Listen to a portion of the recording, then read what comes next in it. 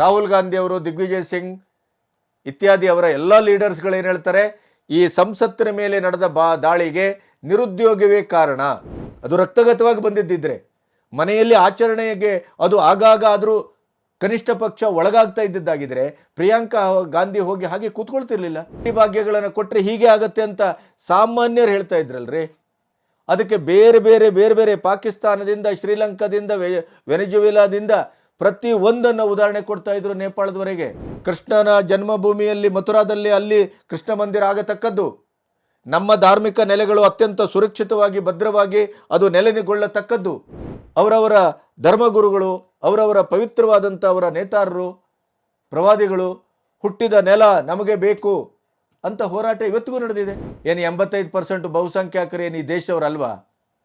ಇಡೀ ದೇಶದ ಐತಿಹಾಸಿಕವಾದಂಥ ಒಂದು ನಡೆಯನ್ನು ಪ್ರಾಮಾಣಿಕವಾಗಿ ಗಮನಿಸಿ ನೋಡಿ.